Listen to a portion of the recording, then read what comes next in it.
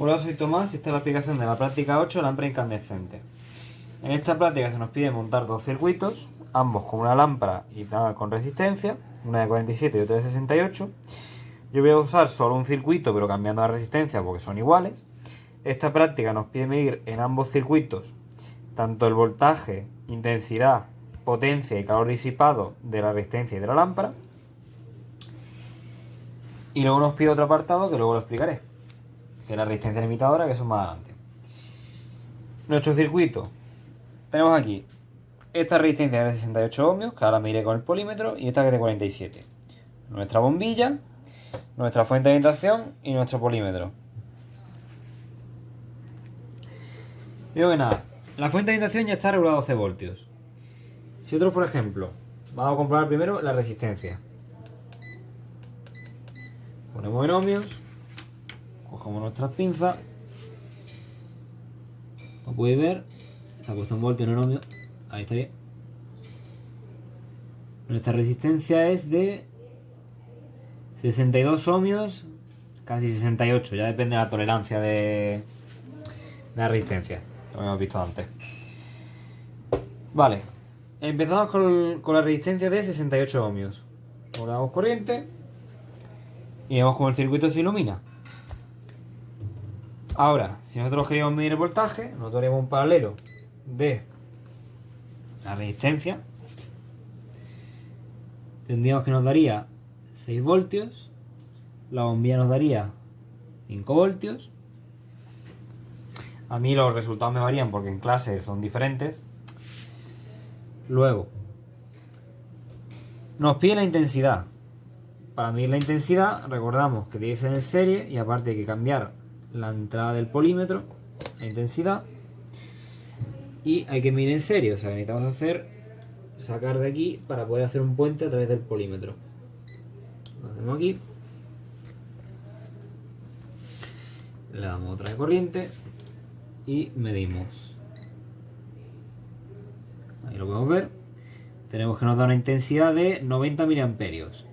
En la resistencia de la bombilla, ambas la intensidad es igual porque al fin y al cabo es un circuito en serie, por lo que la intensidad siempre es la misma para todos los componentes. Vale, la potencia la calcularíamos haciendo el voltaje por la intensidad y el calor disipado y haríamos 0,24 por la potencia por el tiempo, que en este caso es un minuto, serían 60 segundos. Y obtendríamos el calor disipado. Lo vemos aquí.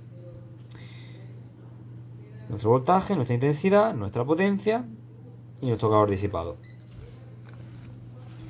Luego, en la siguiente parte de la práctica, bueno, os voy a enseñar realmente, sería este.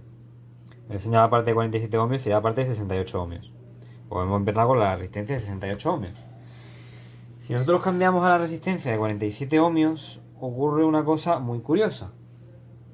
A lo mejor en la cámara no se aprecia, pero al cambiar la resistencia por una menor, provocamos que por el circuito pase mayor corriente o mayor intensidad, como queráis decirle, provocando que la bombilla se ilumine más. Nosotros damos corriente, ahí estaría.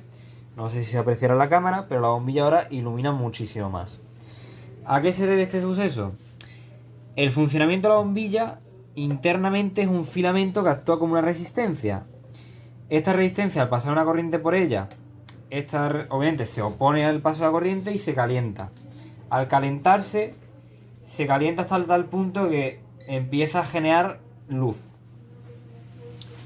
O sea, la energía térmica la transforma en energía luminosa, por así decirlo. Otra cosa que tener en cuenta, la resistencia de la lámpara, esto es un dato curioso, no es fija, dado que cuando está apagada y cuando está encendida varía su resistencia porque por el material que lleva dentro el filamento, al estar en carga por el calor va variando la resistencia. Si quisiéramos medir voltaje o intensidad, haríamos lo mismo que hemos hecho en la práctica anterior y los resultados serían más o menos iguales. Bueno, pues nosotros medimos voltaje, pasamos voltaje, hacemos paralelo. Voltaje sí me lo va a dar lo mismo prácticamente. Bueno, no lo mismo, obviamente la resistencia es menor. Hay menor caída de tensión, vemos que es de 4,7 voltios. El voltaje de la lámpara es de 2, no, 2,26, ahí está, 6,46 voltios, aproximadamente 11,9. Si quisiéramos medir la intensidad, lo que hemos dicho antes, lo mismo, no lo voy a medir porque ya lo hemos hecho antes. En mi caso me da 104.000 amperios, tanto resistencia y lámpara, como hemos dicho, en un circuito en serie. Y una cosa muy curiosa es que si nosotros cogiéramos un potenciómetro, aquí, si nosotros pusiéramos en vez de resistencia un potenciómetro, que no se ve muy bien, a ver si enfoca. Ahí está, un potenciómetro de 220 ohmios, uno chiquitillo, nosotros lo conectáramos.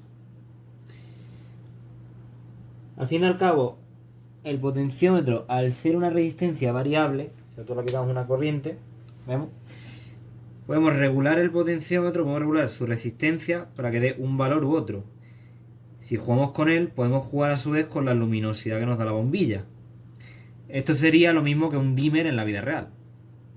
No tendría mucho misterio. Al variar la resistencia, varía la corriente, pasa por esta y varía también su luminosidad. Y ahora lo voy a mostrar en circuit.